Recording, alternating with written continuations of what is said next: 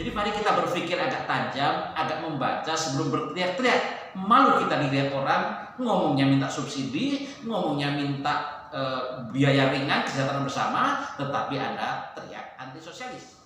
Assalamualaikum warahmatullahi wabarakatuh. Om Swastiastu, Namo Buddhaya, salam sejahtera dan salam rahayu. Bapak Ibu, sahabat terkasih dimanapun Anda berada, kita akan melanjutkan serial pengajian kebangsaan kita. Kali ini kita akan bicara tentang isu komunis atau PKI. Bapak Ibu sekalian, setiap bulan September atau paling tidak nanti di akhir September, bisa juga menjelang momen-momen pilkada atau pemilu, ketika lawannya mengusung isu nasionalis, maka serta-merta isu komunisme bangkit lagi, isu PKI bangun lagi, dan isu-isu terkait dengan komunisme lainnya akan menjadi semakin marak. Saya meyakini bahwa isu itu diproduksi oleh kelompok-kelompok atau antek-antek neokapitalisme, antek-antek neoliberalisme, dan antek-antek neoimperialisme.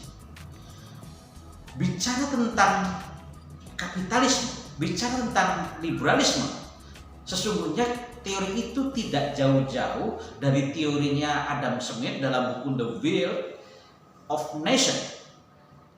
Adam Smith menulis The Will of Nation itu pada tahun 1776. Dalam buku itu bicara tentang rukun iman kapitalisme. Kalau sekarang tentu rukun iman neokapitalisme dan neoliberalisme. Ada 10 rukun iman kapitalisme itu. Tetapi yang 10 itu dapat kita rangkum menjadi 3 teori saja. Yang pertama, teori kapitalisme itu mendalil bahwa jauhkan peran pemerintah dari ngurusin perusahaan swasta. Sekaligus jauhkan campur tangan negara dalam ngurusin tarif belanja pasar atau tarif harga pasar. Jauhkan peran negara dari ngatur-ngatur gaji buruh.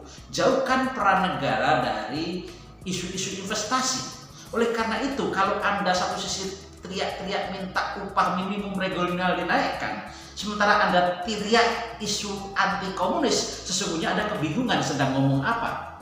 Nah, keinginan dari teori kapitalisme itu kan agar dia bebas menentukan sendiri tentang sektor-sektor ekonomi atau juga tentang isu-isu di bidang ekonomi. Misalnya dia ingin menciptakan zona-zona pertumbuhan baru.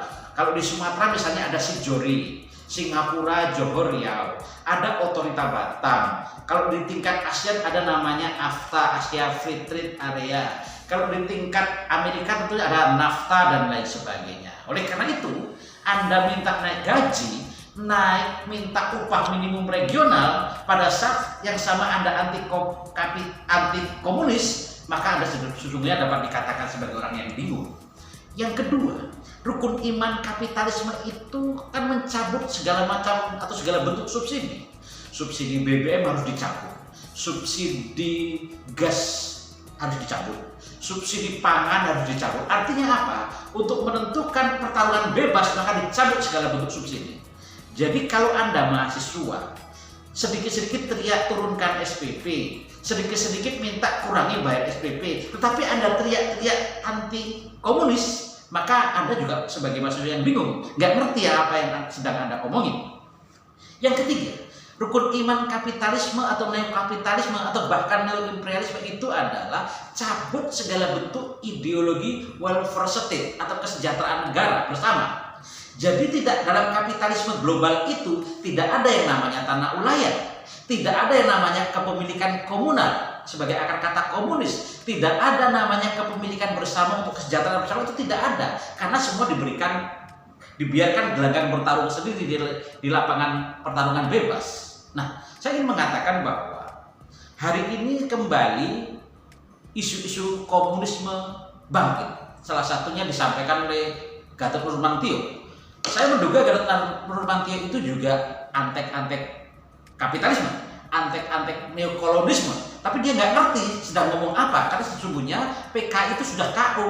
Seperti kita sebutkan kemarin dalam teori Robert Heilbronner, terjadi kontestasi antara kapitalisme dan sosialisme itu sudah KO, nggak bisa dibangkitkan lagi. Dan kita sesungguhnya berharap bahwa ada ideologi alternatif untuk melawan kejamnya kapitalisme. Dan untuk menganalisis bagaimana kejamnya teori kapitalisme, bagaimana kejamnya atau jahatnya teori kapitalisme dan neokolonialisme itu di dalam mengeruk atau menghabisi atau mengeksploitasi sumber daya alam dan lain sebagainya, itu hanya bisa sementara ini diteropong oleh teori sosialis Marxis.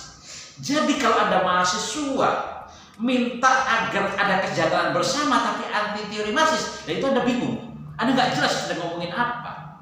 Dan yang terakhir yang ingin saya sampaikan dalam konteks ini adalah agak lucu kiranya kalau Anda masih menginginkan adanya kepemilikan komunal, Anda masih ingin bertanah ulayat, Anda menginginkan kepemilikan tradisional, pada saat yang sama Anda mengutukin teori kapitalisme, teori komunisme atau teori imperialisme, maka Anda sebenarnya nggak duduk sedang ngomong apa. Dan last but not least, saya ingin mengatakan sekarang ada teori baru yang mencoba menjinakkan kapitalisme di satu sisi dan juga menjinakkan teori sosialisme Marxis yang kita kenal dengan sebutan teori sosial demokrat.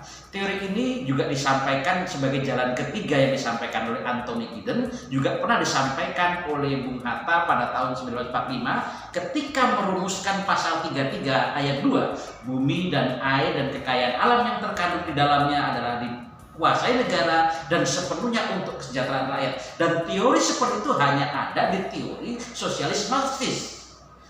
Jadi nggak laku teori itu kesejahteraan bersama di teori kapitalisme.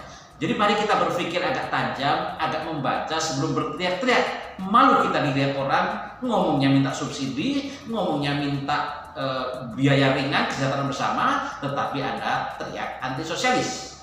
Saya duga karena hari ini satu-satunya yang masih bertahan adalah kapitalis, agama juga belum mampu bergerak melawannya, maka mari kita berpikir yang lebih cerdas merespon itu. Dan itu salah satunya bisa dengan alat analisis pisau sosialis Marxis.